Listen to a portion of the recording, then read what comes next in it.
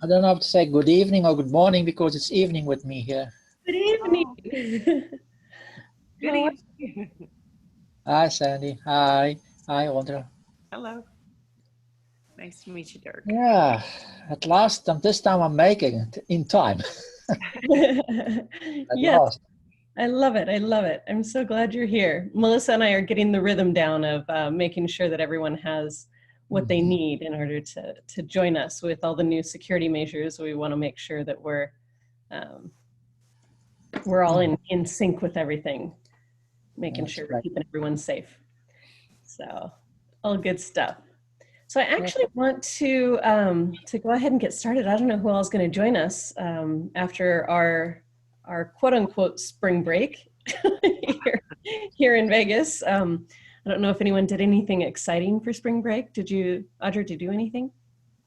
We just, gosh, we tried to plan for some kind of an Easter, Yeah. to How did that, have um, some kind of normalcy to it.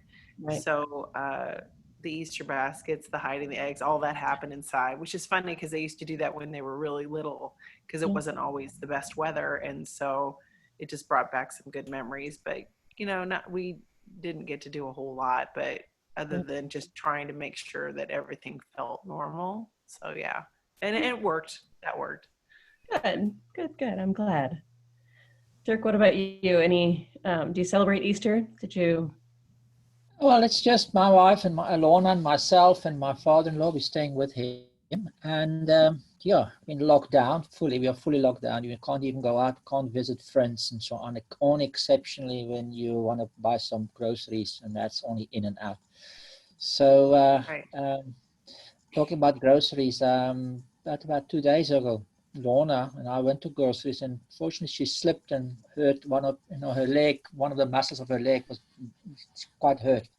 So for my Easter weekend, at least Easter Monday, I was cleaning the house because she's a bit immobile. So Easter Oh, no. Monday, section and all sorts of stuff. But that's fine. That's part of the course. So Right. Well, Well, it's funny as you get older, like you don't heal as quickly.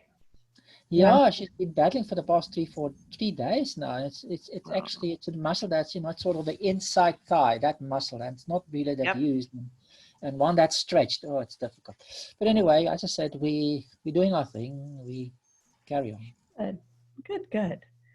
Well, I want to start us this morning with a little moment of gratitude. And so I'm going to be adding people in as they kind of just join us into the call. But I'd like you all to go ahead and mute yourselves for a minute. And I just want to take you through just a little guided gratitude practice. And close your eyes, keep them open, sit comfortably, like whatever makes you happy at this moment. But I just want you to breathe through this, and it's just an opportunity for you to ground yourself in where you're at, and really just reconnect with who you are. So everyone start by just taking a big deep breath in and let it all out. Relax into where you are. And then as you breathe in naturally, feel in the gratitude and receive all of the gifts in your life, all of the things, big and small, that you are grateful for. As you exhale, connect to all the ways you serve and give to others, your gifts to share. Imagine the moment you decided to become an educator, the moment you decided to give to this world. Feel the emotions you felt and the dreams you had. Now think of your best day, whether that was teaching, whether that was nurturing other educators. Think of your best day and feel all the emotions and connect to the reasons why you're here doing this work. Now imagine the next 12 months filled with those best days, connected to why you chose this work.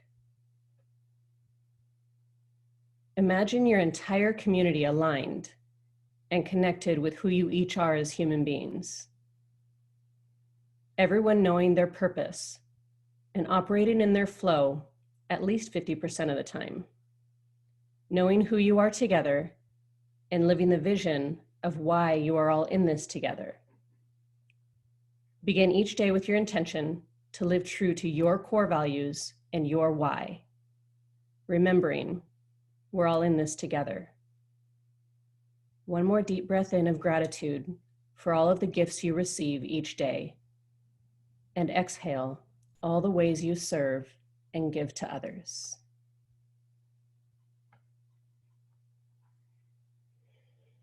And come back and join me whenever you're ready. So happy Magnificent Monday, everyone. If anyone wants to unmute so I can hear you, so I don't feel like I'm talking to myself, that would be fabulous. I just want to say thanks for making me cry first thing. That was powerful. Oh my word. You're welcome. I'm seeing the tears coming down my cheeks right now, but thank you. Oh, you're welcome. You're welcome. I wrote that several years ago.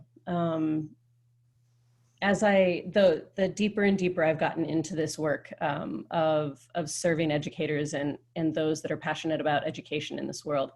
And it just kind of, I came out of one of my meditations and just wrote it and was like, you know what, this is what we need to feel. You know, often we do the inhale gratitude and exhale all the negativity. And I was like, no, it's inhaling all the ways you receive and exhaling all the ways you serve. And really connecting to both, and because you are both, and it makes you whole to receive as well as to give. It's not one or the other, and that's who we are as individuals and why we're passionate about what we do each and every day. So thank you guys for joining me in that. So I'd love to hear just from a couple of you as we get started. I have a lot I want to share today, but just from a couple of you, what are you most grateful for from the past 24 hours of your life? What stood out to you?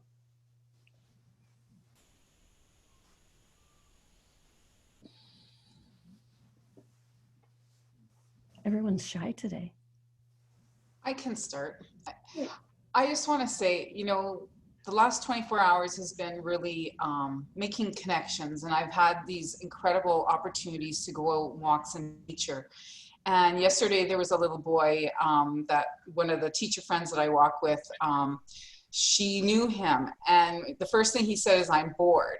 So I thought, you know, here's a teachable moment, right, for us to really step into what I'm teaching and talking about on Facebook Live. Is all about that life is, the world is our classroom, that it doesn't have to be restricted to just the four walls, right? And so I picked up a rock and I invited him to think of all the many ways that he could use this rock, from skipping it in the water to, you know, having it being his speaker rock, where he talked it back and forth to his mom, and if he was holding the rock, he was the speaker, and if she was holding it, he was the listener. So, and I talked about ways we could draw in the sand with the rock and put these powerful messages out there as he walked on the path. And then we talked about a pet rock, and then it was funny, on our way back we see this little pet rock that looked like a turtle, and we heard these bagpipes as we're talking about the synchronicity, and it was just, I thought, you know, this is really a powerful expression of how life is our classroom, and the world is here for us to make connections, and the spiritual awakening, right, that's happening on Easter. And there was so much powerful conversations, and because of all this, what's happening in the world, it's because those conversations are emerging. So I truly do feel, and I felt the gratitude of all that, and being able to share that in a post and then sharing this with you guys today. So thank you. Oh, I love it. I love it. Love it. Absolutely. Everything is a teachable moment. We were playing cornhole, and there's teachable moments in that, you know, whether it's team building or whether it's geometry, math, trying to figure out different ways to have tournaments, and it's all of it, right? Well, I found an unusual way to take a teachable moment. I mean, the fact that you brought that up, I'm really thankful for that, Tammy, because I have always been fascinated by the ability to have apathy. I know that sounds strange, but I've never been apathetic, ever. And I don't understand when people are. And it's kind of like being a theater teacher, which I am, and not understanding completely stage fright, because I don't get stage fright. I mean, I have moments where I guess you could count it as that, but I don't completely understand it because it's not something that I have an issue with. Apathy has always been something that it frustrates me. I don't get it. And yet we have students that are apathetic. We have adults that are apathetic. And so how do you work with that? This quarantine has given me the insight to apathy. It is so frustrating. And it's like, oh my gosh, I can't believe how many windows of knowledge have been open to me, realizing that when you are apathetic, it's this idea of you have no control of your life. You don't see a future. You don't know that there's a future. You don't have any control over how it's perceived, what people perceive of you. You self-doubt, all those things. And it's like, oh my gosh, here's my lesson in apathy. And it's mind-numbing. It's so powerful, but it's also so humbling, because here I am. There was one time when I was in a play, because I was a lot of times the lead. And just to really quickly throw this out there, whenever I would have a big part, anybody with a small part, I would always say, you have one line. Why can't you get, I was one of those kind of people. And then in college, I got a one line part. And I remember vividly the moment that I forgot my line, because I was like, oh my gosh, this is what you go through. You wait so long to say your line. And then all of a sudden, in the back of my mind, I hear lines that I've never heard before on stage, because they're making up lines because I didn't come out to say dinner's served because I was the maid. And I couldn't believe it. I had to run. And it was like, you really don't know what people are going through till you're in that moment. I mean, you can be taught and you'll have all these ideas. It's like trying to be a parent and realizing, I don't have kids until you have kids, so that's my big thank from this. So it's difficult, but it's valuable. Oh, Audra, that's so beautiful. And that actually segues beautifully into actually what we're going to talk about today. So thank you for that. When we actually are able to step into what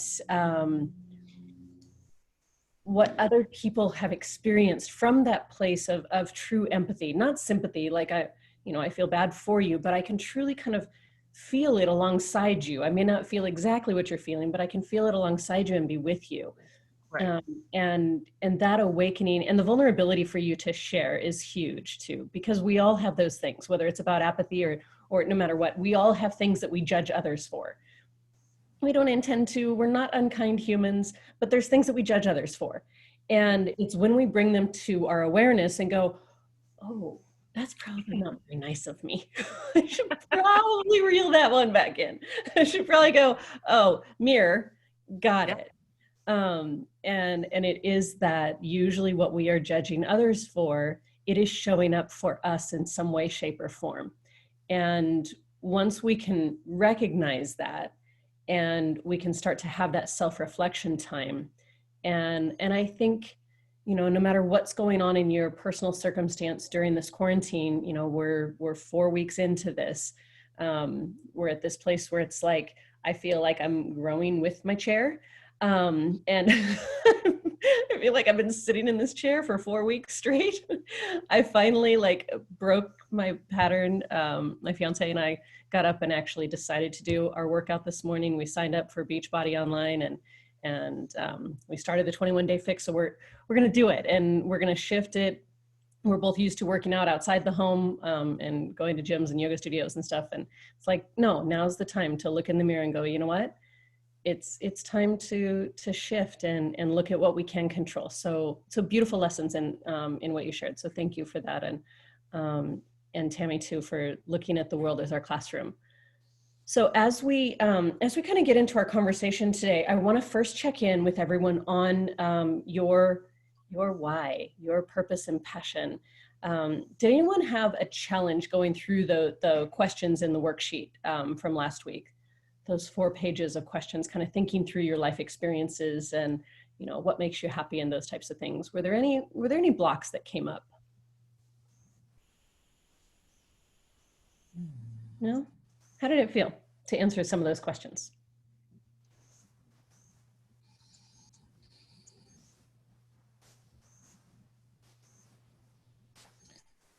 Yes, no, maybe so. Quite a bit of reflection, I must say. Say it again, Dirk. It's quite a bit of reflection that Yeah. goes through it. Yeah. Sometimes getting sort of way back again in terms of, wow, where does it come from? Mm-hmm. Why? Yeah, for sure. Otherwise, I sort of got out to it. Good stuff. Linda, what about you? Well, when we were writing 3 life experiences that have significantly shaped my life, I had 6, and I probably could have kept on going. So that I thought was interesting because I broke it down into each event, and there were different things that I learned from each one, and there were different, but they were all like evolving, which was interesting, like where it started, like the first events that I felt affected me. And then as we moved into more recent times, how it's like, okay, everything was compounding and everything like reiterated like the things that I truly believe in and strengthen them each time.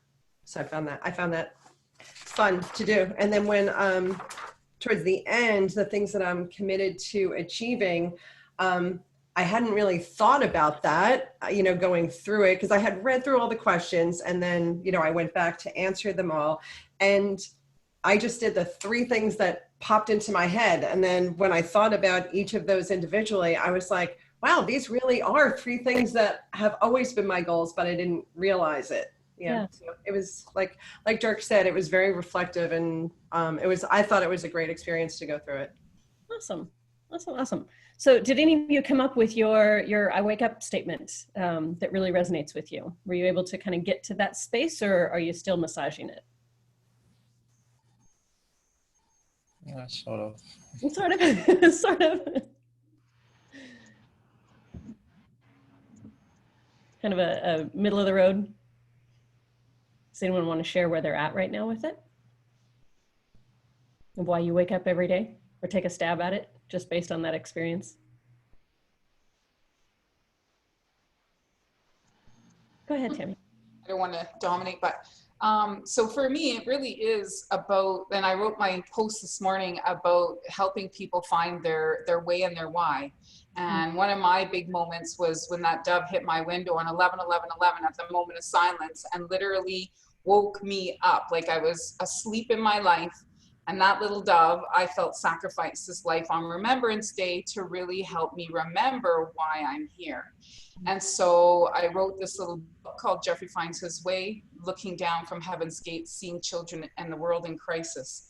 And that literally started my journey of my big why, and helping people find their way. Because I truly believe we're meant to shine, all of us. And the utopia of that book is about that all children shine brightly in this amazing world of heaven, right? Is that everybody shines brightly. And so my big goal and dream in my heart is to help people awaken to that truth and help them find their way into that pathway. So honestly, it's been my journey, my purpose, my passion. I live, breathe, sleep, eat it every day. So it's been exciting to be able to connect with other people who share that as well. Oh, I love it. Love it, love it. So I want to take us through a little poll. And this is the first time I'm using Zoom polls. So forgive me, I'm not quite sure how it's going to look on your end. But I'm gonna pull up the poll, and it's just 5 questions.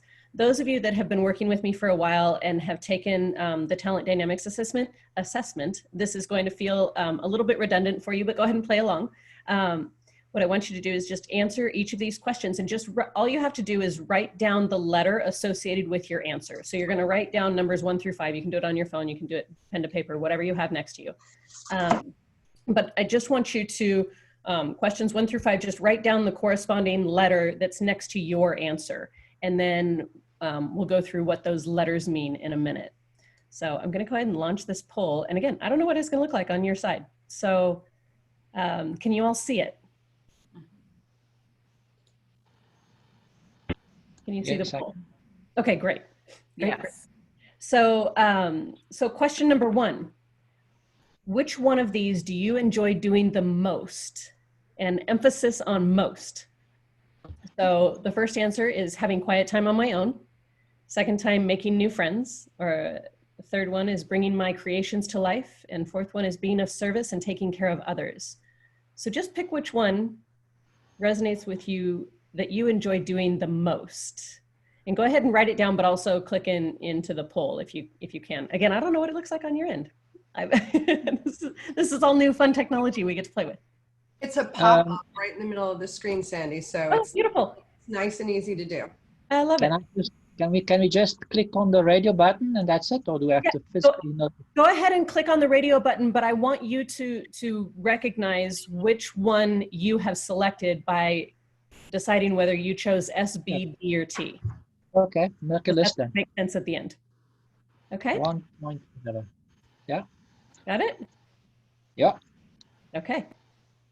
Hang on, busy. And question number 2, which one do you enjoy the least? Having to go out and meet a lot of people I don't know, having to explain things twice, looking at details on spreadsheets, or constantly coming up with new ideas and plans? Which one do you enjoy the least?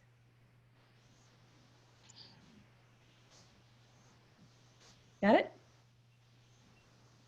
Okay. Question number 3, which one do you find the easiest?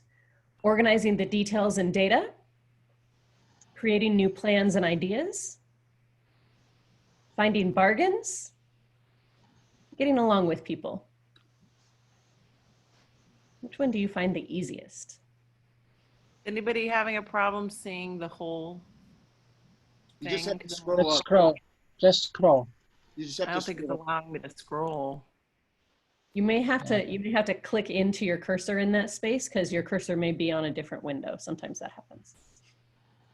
Which do you find it the easiest? Which one do you find the easiest?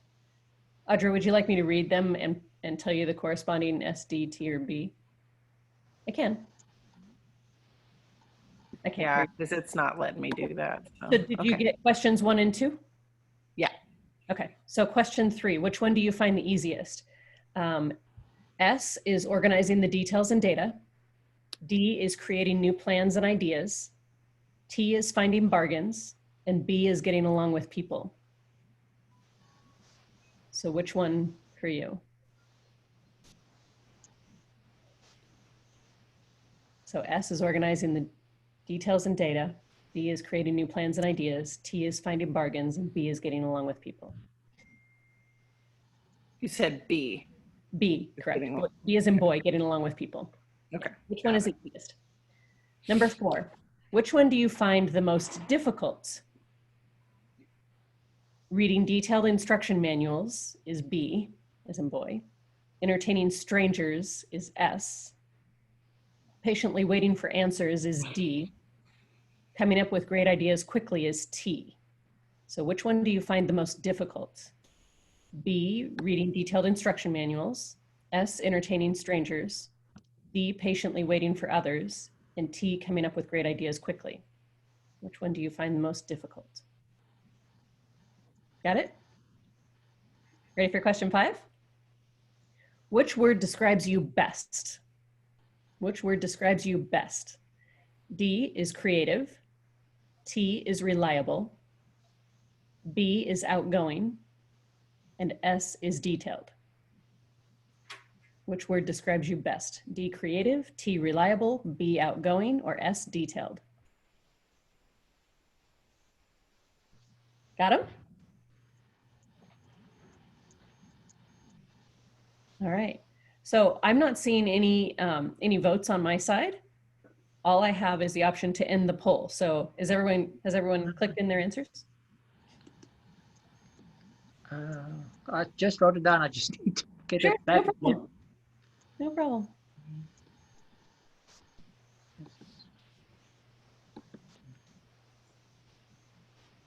Okay. Done. Okay. Steve, Submit. Submit. Submit. I submitted. Okay. I submitted. Everyone good? Give me a thumbs up. Beautiful. I'm going to hit end poll and see what happens. All right. So it's still telling me 0 voted. So I'm not quite sure how that works, but, and then if I share results, yeah, There it is. yeah, there it is, but there's no results. So it's okay. As long as you guys, These results. as long as you guys have yours that you've written down and you know which one you got the most of, whether it was D, B, T, or S, and you may have 2 and 2 and 1, you may have, 3, 2 and 1, whatever combination you have, it's going to make sense as I go through the next portion. And the reason I wanted to share this is because once we talked about kind of who we show up as, aligned with our core values, we talk about our why do we get up out of bed every day, but now it's really about why. Let me actually close this poll so I can see everyone. It's how is your brain naturally wired? Because Audra, as you were talking about earlier, like we all have natural ways that we are wired. We all have different strengths and weaknesses. We all have different things that we're good at and other things that we struggle with. And sometimes we judge others for that. Sometimes we end up in conflict with others for that. Sometimes we don't understand where someone else is coming from. And when we can actually lean in and understand that there are 4 dominant frequencies that we are all connected to. And those frequencies are in alignment with the seasons. They are in alignment with how things grow and flow in nature. The psychometric assessment that I use is called Talent Dynamics. And it is connected into the I Ching. It is connected into universal laws of how things work. And we are part of nature, right? We are just the human form of how we can grow and flow. And once we can tap into that natural flow, that natural rhythm, we actually gain energy. So when you're doing something and time is passing super quickly and easily, what does that feel like? Good. Oh, it's Good. It's great. I mean, it's funny how I think a lot of times we're using things that put us in the flow, like watching a movie or playing a video game or like whatever anybody is doing, because that flow makes it feel as if time is passing quickly because this is something we can't control. Right. And so if we can find that natural state of flow and understand what our path of least resistance is, and we can actually learn to leverage other people's path of least resistance, even if it's different than ours, especially if it's different than ours, then we can actually get into this place where life is not hard work. In Western philosophy is all about you're supposed to be good at everything or you're a bad person. If you can't do it all, what's wrong with you? Right? We have so much shame built in to our society that you're supposed to do it all. You're supposed to have it all. And that all feels like pressure and feels like hard work. And we beat ourselves up and we have this proverbial bat. I'm not good at it. I'm not good at it. Okay, great. Don't be good at it. Find someone else who is, or find a system who's good at it. Find what you're good at and do more of that, because that's what lights you up. That's what actually allows you to live in your why. And until we actually know how our brain is naturally wired, we can't really get into that rhythm because we have our unconscious mind going, but you're not good at that, but you're not good at that, but you're not good at that. But when you can go, yeah, but I'm good at this because I know I am, and it actually gives me energy, and it is the value that I bring to the world. How can I amplify that value?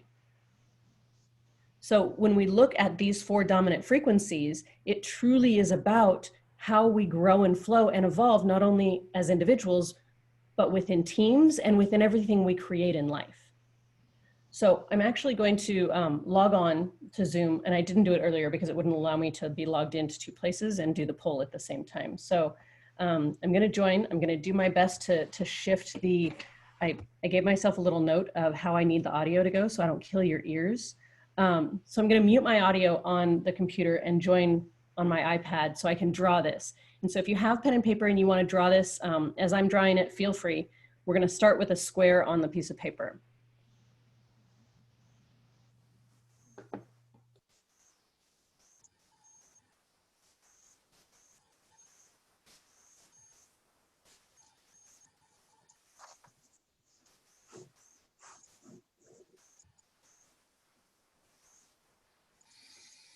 Okay, can you hear me? Yes. Okay, great. Great, great. So I'm actually going to share my screen over here. And give myself a whiteboard. Can you all see the whiteboard? Yay, I love when technology is working. So I want you all to just draw a square. And forgive my handwriting. I should have been a doctor, didn't happen. It's all good. So, but the first frequency that I want to talk about is at the top, and it's the dynamo frequency. And the dynamo frequency is that head in the clouds, great at starting things, not so great at finishing things. It's that really intuitive energy.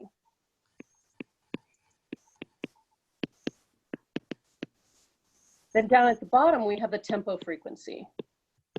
And tempo is more ear to the ground, more sensory, good at deep-rooted customer service, really good at timing things, but it's more that sensory frequency. And on the right, we have the blaze. And blaze is more extroverted, all about people, great at fanning the flames of good ideas, but very extroverted energy. And then on the left side, we have the steel frequency. And the steel frequency gains energy from more introverted based activities. They're good at data and systems and research. Really, again, more of those introverted based activities give them energy. And so each of these is a natural brain wired strength. So as you took the poll and wrote down the letters corresponding with the answers to the questions, did you come out with dynamo being your dominant frequency, blaze, tempo, or steel? Did you have more Ds, more Bs, more Ts, or more S's? What came up for everyone? I just have S's and T's. S's and T's, okay.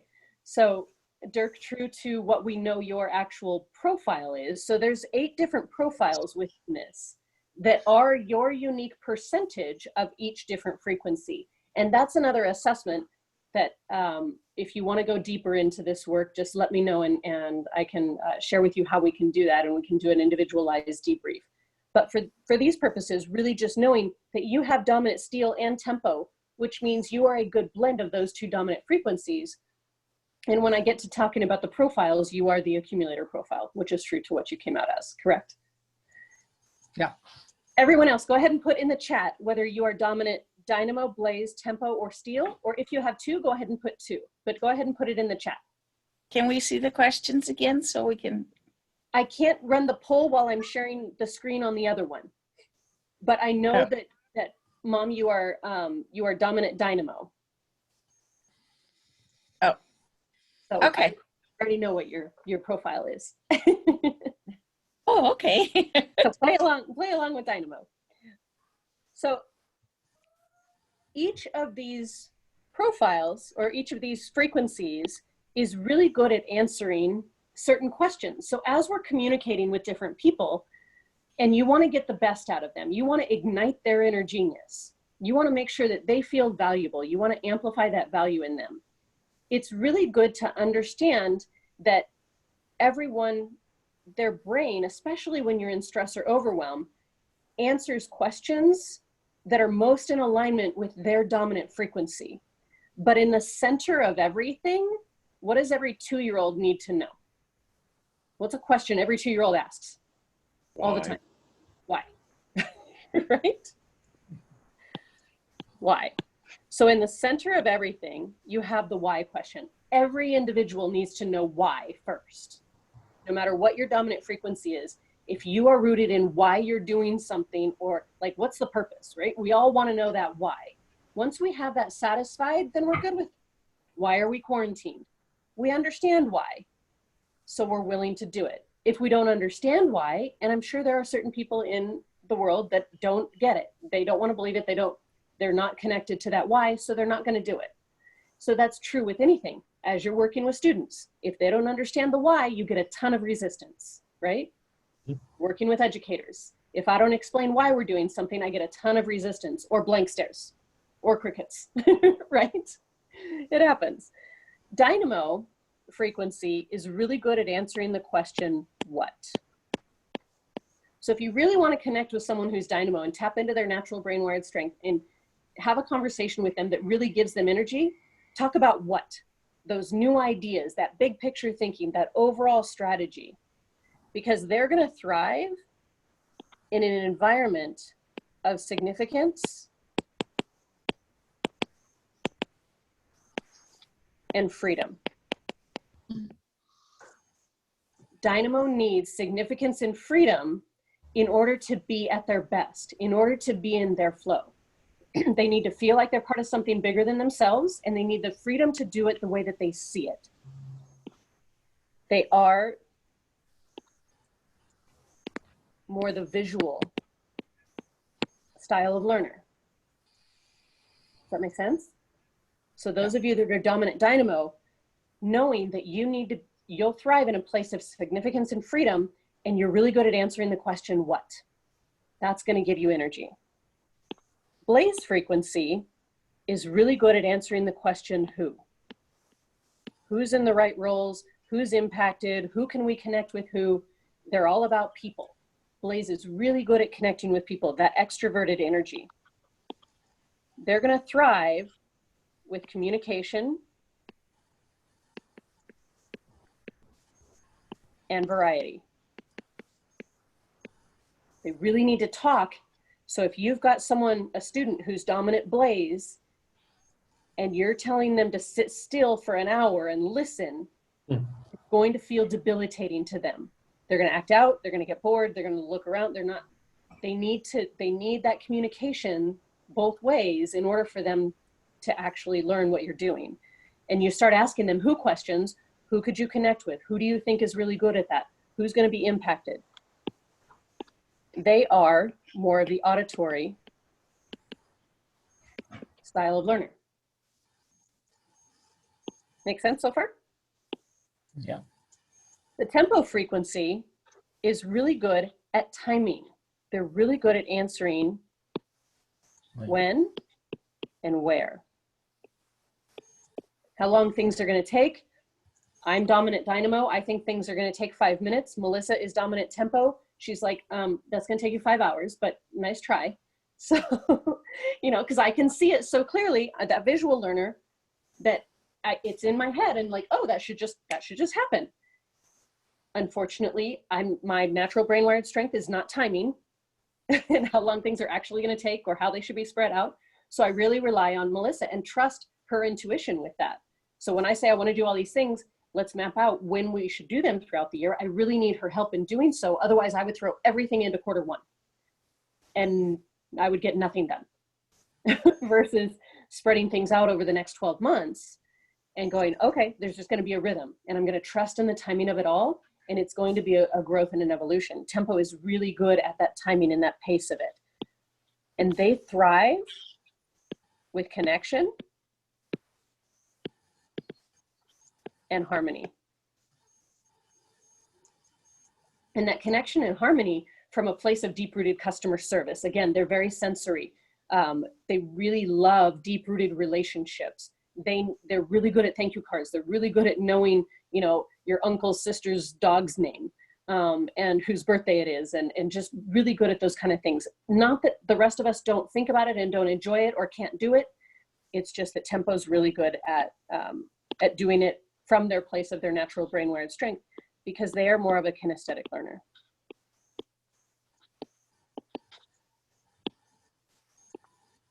Steel is really good at answering how. How's this going to happen? Right? They're more systems minded. They gain energy from more introverted based activities like data and research. They're going to work better if they're in a spreadsheet or looking something up because they want to figure out how they can make this happen. Steel can be perceived sometimes as a negative Nelly because how they thrive is with certainty and control. And it's not control from a micromanagement perspective, although it can feel that way. But what their brain is actually trying to do is mitigate risk. They are an analytical learner. And with that analytical and being able to answer the how question, when a dynamo is saying this new idea and this thing, and it's so pretty, and we could do it in 5 minutes, and Steele's going, how's that gonna happen? What about this? What about this? What about this? What about this? Sometimes I've heard Steele say that they've been called dream killers. You're not. Those of you that are Steel dominant frequency, you are not intending to be a dream killer. We can all joke that you don't like people and you like to kill dreams, but you don't really. What you want is you actually want to see these things come to life, and your brain just is hardwired to go, how can we mitigate all these risks in order for it to actually happen? So understanding that Steel is not looking to crush things, they're actually looking to make it come to life in a way where it can multiply. They're looking at it from a very systems brain. And knowing, again, that Blaze is good at people, Steel is good at systems. And we need both, right? So those are the two ways that you leverage things, is you leverage things through people or through systems, depending on where you're at in whatever it is that you're doing, right? So everything in life is brought to value through new products. It can be, the product can be the lesson plan. The product can be a new pen. It can be whatever that new product is, right? That's a certain way to bring value. You bring a lesson plan, that is a product. But there's also a service that goes to it. And Tempo is going to be better at the service side. Dynamo is going to be better at the new innovative side, right? That intuitive innovation. Any questions so far? Good. So once, go ahead. No. Okay. That's good. So once we I have a yeah. question. Go ahead, Audra. How is it, because when we're looking at all of this, this is very clearly defining that we need each other, as far as I'm concerned. Correct. And when people don't understand that all of this kind of connects, there's this, it just feels like, and we as teachers can be the worst at this, I think, some eye rolling where it's like, well, right. Duh, would you only see the one side of it? And then the other side of it saying, well, yeah, but what I'm doing is important because we all are, centrally focused. But it's like, I think it's like, unless we're constantly reminded, because teachers work so separate from one another, and yet right. here we are in meetings realizing how badly we need each other, that right. these kinds of things, like seeing it and seeing how we need each other, how do you get past the feeling that, well, I'm like this and you're like that and we need each other, versus, well, I'm like this and you're like that, so whatever. I mean, I don't know if I said that correctly. No, I'm hearing you.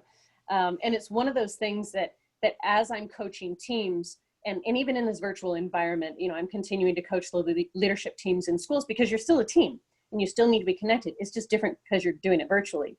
But it's still about amplifying each other's value and leveraging it. And once I share this, it is eye-opening for people to go, oh, I get it. Because then you also understand that we need to understand the why first of what we're doing. Then we need who's impacted, who's in the right roles, who's going to be doing what. We need to make sure the timing's in place, and we need to know how we're going to do it. And if we want to actually give people energy and not burn people out, we need to lead from our position of strength and get out of the way. So if your position of strength is how, then you need to patiently wait until the dynamo frequency vets out all the brainstorming and the crazy. You don't necessarily have to participate in those conversations. You can, but you need to participate in them, understanding that everything's going to pivot and you're not going to feel your certainty and control. And it doesn't mean you can't, because we all have a certain percentage of each of these frequencies. It's a matter of, it just takes a little bit more energy to lean into it if it's not your dominant frequency. And so if you can lean into dynamo for a little bit, even if you're dominant steel, and go, okay, I'm just going to participate in this just to be able to be preemptive and go, okay, did you think about this? Did you think about this? But I'm only going to do it from my steel dominant frequency, from a place of curiosity and from a place of leading the dynamo to think a little bit further and to brainstorm a little bit more. I'm not going to have to come up with the new ideas. I'm just going to lead with curiosity. And if I can do that as a steel, then I'm adding benefit to those dynamo what conversations. But I can also bring value in making sure that I understand why. Why is that? And so as a steel dominant brain, because I'm thinking the whole way through and I'm trying to mitigate risk, that's the value I can bring to that conversation. But if I want to come into that conversation and go, that's not going to work. That's not going to work. That's not going to work. That's not going to work. Dynamo is going to feel like their dream's getting killed, and we're not going to have any innovation happening. So again, steel understands that we do need innovation, and they want to be a part of it. They just want to make sure it doesn't fail. They want to see it succeed. And so again, knowing how we communicate effectively with one another is a huge piece, but it doesn't happen without trust. And we're going to actually talk next Monday about trust. And how do we build and grow trust in micro moments? And what does that look like? Because without trust, nothing ever gets done. And we don't feel fulfilled. And you end up in conflict. And it's a train wreck of things, right? I posted last week, Franklin Covey put out a great white paper on trust and trust in our organizations right now. And if we're not focusing on trust first versus anything else, we're missing the boat in how we're connecting with each other as human beings. And it's really what we all need during this time, is to connect as human beings. And if we can understand that we each have a dominant frequency and we each have a natural brain-wired strength, and each of the profiles in it, there's 8 profiles, and I'm not going to write them all in here, but you've got the creator here, the star here, supporter here, deal maker here, trader, accumulator, lord, and mechanic. Each of those 8 profiles is made up of a percentage of each of these dominant frequencies. So the poll, the quick 5 questions that I shared with you all, is just the surface level of this work, that you can know that there's so many layers to how you use it to your advantage, both in your personal life and your professional life, because it helps you communicate more effectively, not only with your students and your colleagues, but at home with your personal relationships, and understanding that if my fiance and I, we're both dominant dynamo, and we both lean blaze. So we both have very little steel. So we have hired coaches to help us with our steel, both personally and professionally, is knowing we're going to leverage other people that are dominant steel to help us create systems in order for that to help us grow and flow, both personally and professionally. Because we know that being dominant dynamo, we can have the most fantastic conversations all day long, and it feels amazing to us. We have so much innovation and so much creativity, and then nothing happens. so that's what they call an echo chamber. It can be an echo. And brilliant for those of us that are dynamo. We think it's fun. We're like, what's wrong with that? It's great. We had a great time. we ate bonbons. All of the things. But then you get steel involved in those conversations, and they're like, you guys are exhausting me. Can we land the plane for the love of all that's holy? Tempo, same thing. Like, when are you going to do that? When are you going to do that? That's going to take too long. That's not. And again, not trying to be negative. That's how their brains are naturally wired. And so if you can lead with curiosity and bring them into the conversations, then you're going to actually start to spark that inner genius in everyone, which is what we all want. We want our own genius to be sparked because we want to feel valuable. We want to feel like we are contributing to the conversation or to the experience or to the initiative or to the project. We want to feel like our contribution is of value, that we are needed. And especially as caregivers, we want to feel like we're making a difference.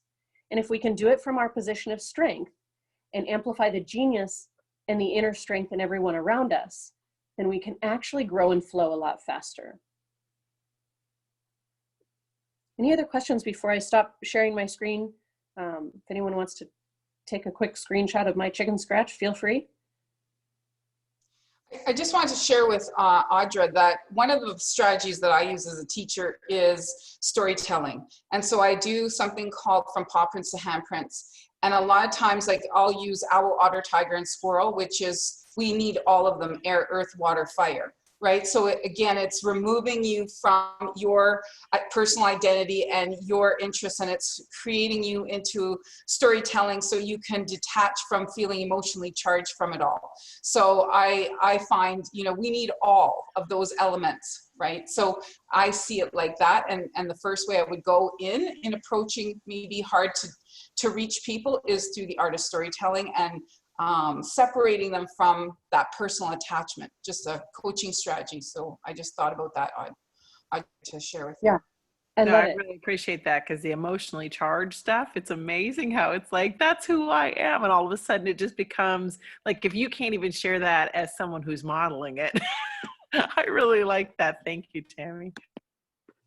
So thank you, Tammy, for bringing it up. I mean, this is the spring energy, right? Dynamo is, sorry, I didn't mean to cross that out. Is spring energy. And it is the wood energy, right? And if you want to go like more Eastern philosophy based. So blaze is that summer fire, right? And tempo is the autumn or fall. And it is the earth, right? Energy.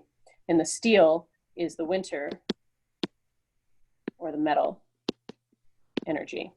And this is water or spirit.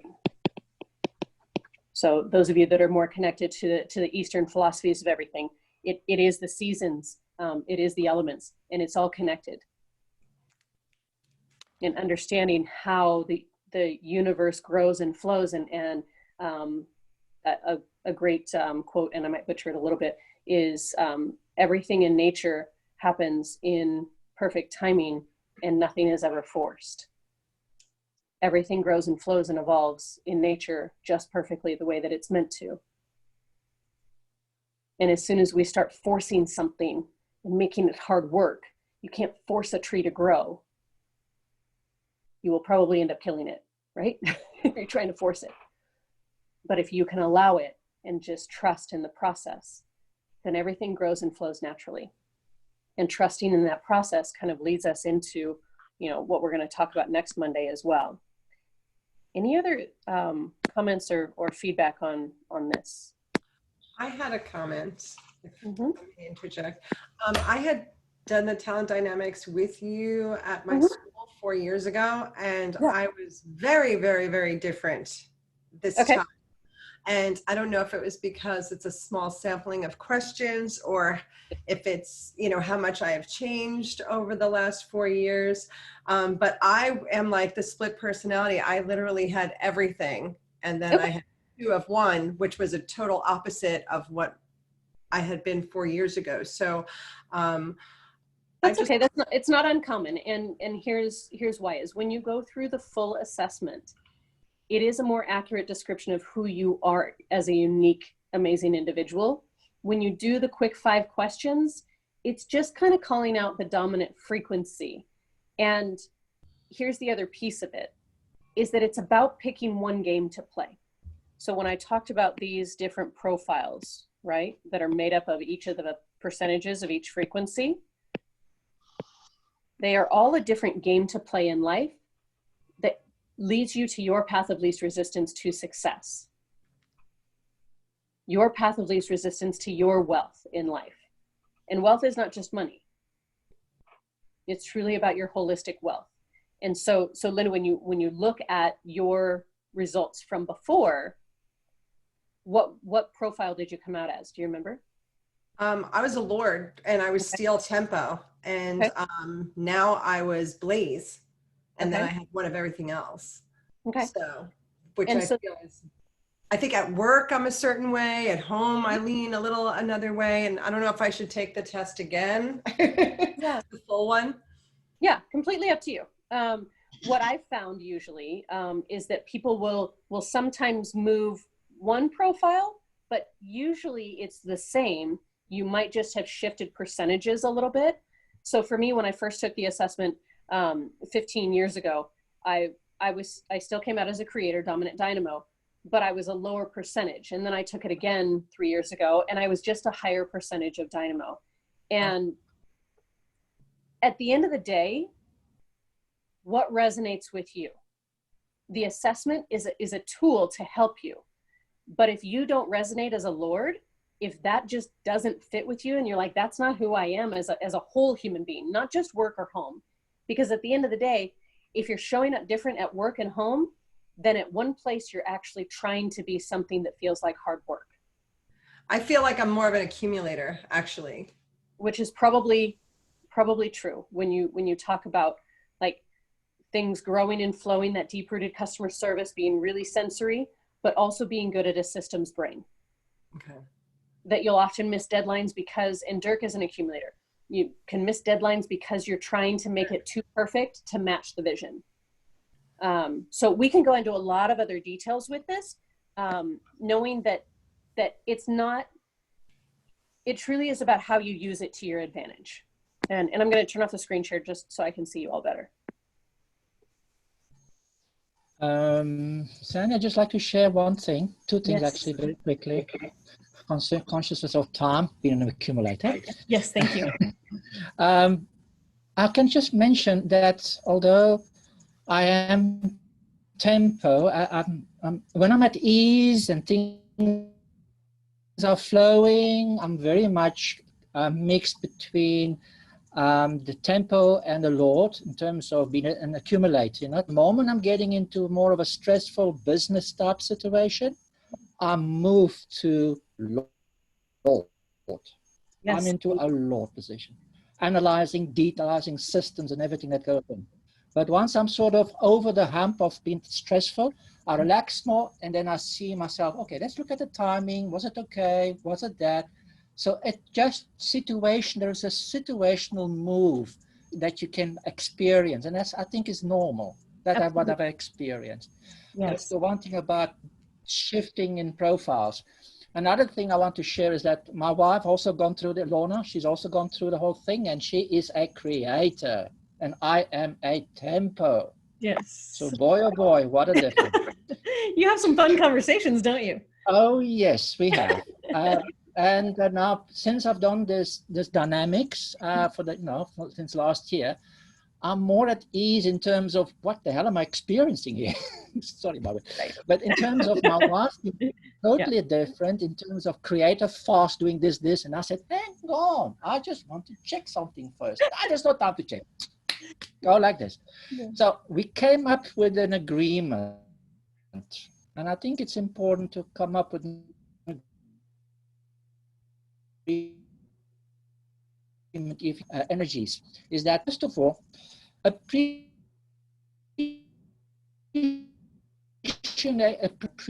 one another's strengths, but also recognize one another's challenges. Absolutely. Absolutely. Thank you so much, Dirk, for that. And if you have that on both parties, life is much easier. Life is much easier. Personal experience. Yeah, absolutely. Thank you so much, Dirk, for all of that. And know that we, once you do have the opportunity to take the full profile assessment, and just email Melissa if you want to do that, just melissa@gotcorevalues.com. Go ahead and email Melissa if you want to take the full assessment. There is a cost for it, and we can go through an individual debrief with you and really talk about how you use your natural brain-wired strength to your advantage, and we can talk about the wing profiles and what it means to lean in to one or the other, and how you can actually help things grow and flow if you are starting out just on your own with working with something or teaching your team about these different things, and or even working with your students, what that might look like in different circumstances. So happy to do that on more of an individual basis, and really recognizing what works and what doesn't work for everyone. So in the essence of time, I am super grateful to all of you for showing up and leaning in on a magnificent Monday. But I would love to hear, just as we kind of do a quick close, what are you taking away from this conversation? What is your personal action, and what are you committed to over the next week? We don't have a worksheet this week. I kind of wanted to just give you this information and let you know if you want to take the assessment, let us know. We can do that during this week. But that this is really about, what do you want to do with this information? What is your takeaway? I can start. Go ahead. I've been certain. I just wanted to share that I just found a research that talked about 70% of people are not living on purpose or with their purpose, and 80% believe it's important. So what I took away from all of this is really the opportunity for us to really lead and help people find purpose and passion in life right now, because those results, 70% of people aren't living in alignment to their purpose and passion, and it exhausts us, right? And we're not in flow state. So that's really powerful information. I just did a post this morning, so it's interesting how we're in flow of this conversation now. Yeah, of course we are, Tammy. And you know, again, that loss of energy really leads to disease as well. You know, it impacts us on a cellular level when we are not in a flow state, and you know, tapped into our natural rhythm and what feels best for us. And if we can be in that, we can actually on a cellular level begin to shift our biochemistry. So we're all connected.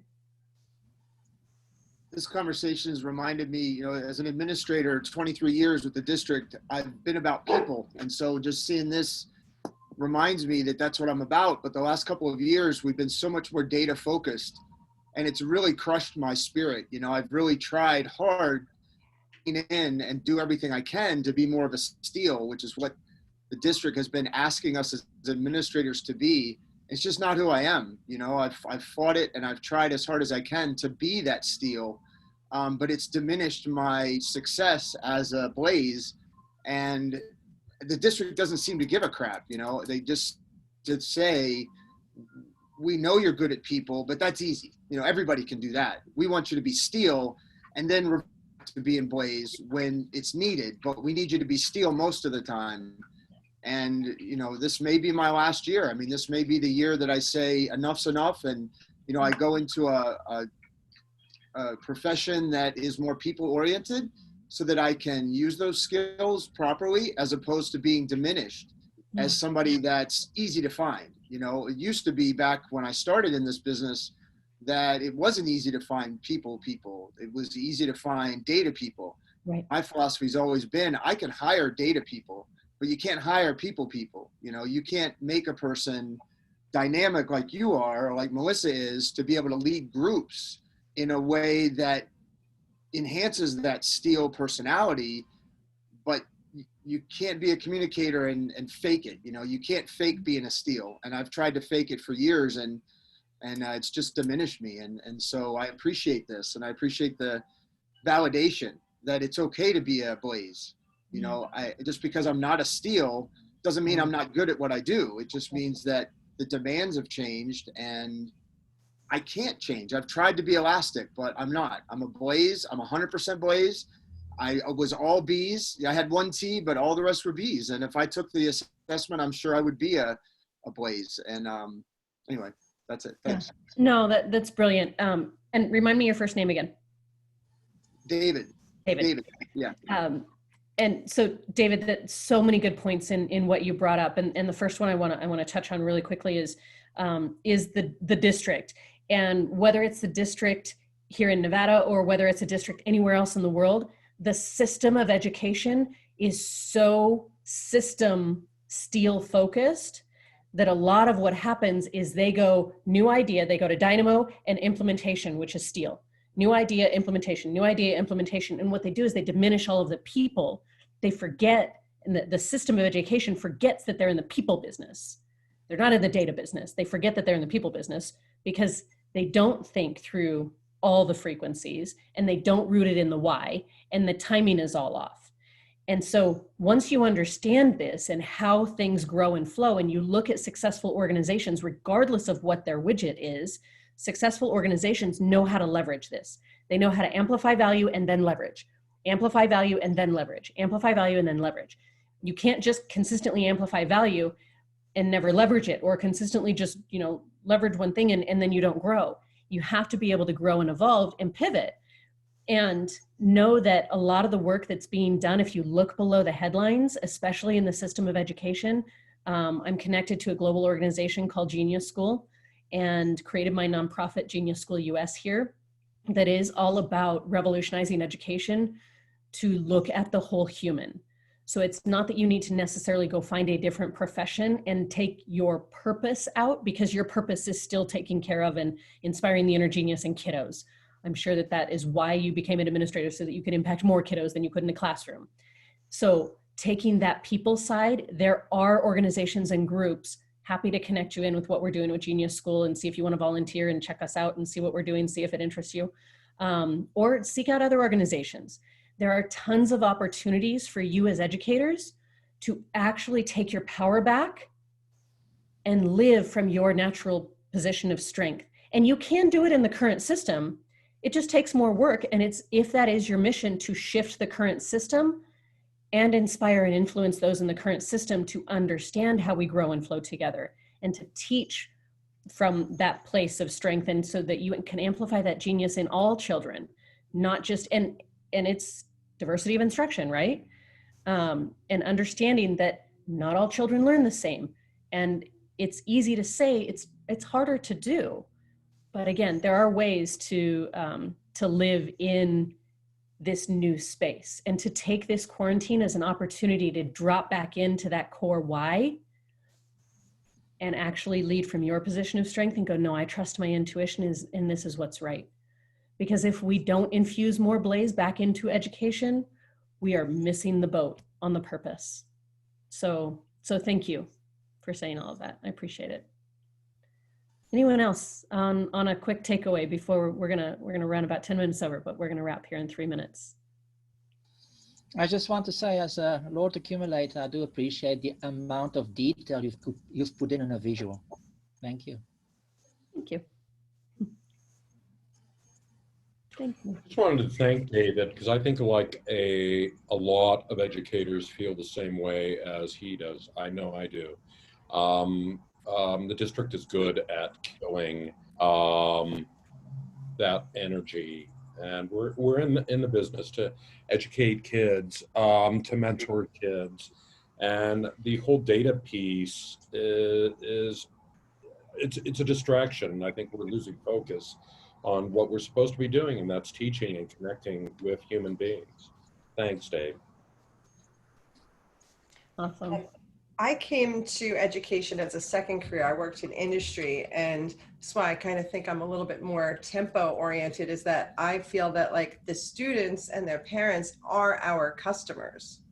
They're the customers, and showing that and treating them with customer service. And I've felt that for years, that I'm like, I would love to teach support staff some customer service, and teach some teachers and administration customer service, because some people look at the kids as that, like, they're little demons and we have to, tape their doors on a field trip. And I'm like, they're our customers, let's treat them respectfully, and then we'll get the respect. So that's I know my challenges are different than yours, David, but that's the part that I see, is that they're our customers, and we want to serve our customers the best way to make them happy and keep them wanting to come back, like any business wants. You want that repeat customer, you want them to be lifelong learners, I feel like is our goal. And having, us igniting their energies for them to find their passion and their purpose, I think is really our goal. And I think it's a customer service goal in my mind, but that's because that's the industry I came from.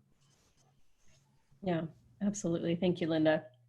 Thank you guys so much. I'm so excited next week to dive into trust, because one of the things that came out of that white paper, there were a couple of really cool quotes in there that just really resonated with me, and in why trust is the cornerstone for everything. And it's understanding that neuroscience is really strong on this. It says high trust cultures are more energized, less stressed out, and less burnt out.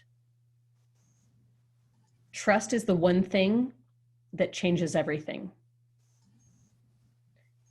So if we can remember that trust is the one thing that changes everything, whether it's personally or professionally, we can begin to lean in, and we'll talk about the how. We'll talk about all the different components of trust next week.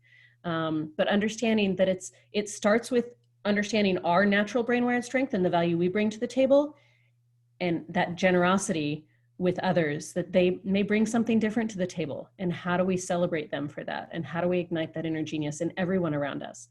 Whether it's those that we're quarantined with, or whether it's those that are in our greater community. It's looking for that inner genius and looking for the value that they bring to the table. And that's where the success is. So I hope you will all join the Educator Dynamics Facebook page and our Conscious Educator Circle group as we have these conversations every week. Throughout the week, really celebrating who you are with Me Mondays and We Wednesdays and Family Fridays, so that you can all celebrate all the things that are working for you and share each other on along the way. Because we're all in this together, and the more conscious educators we have and the more we are connected and in sync and in flow together, the faster and more in flow we can actually revolutionize education to be human-centered. So thank you all so much for your time. Have a beautiful week and a magnificent rest of your Monday. Thanks, everyone. Bye. Bye-bye.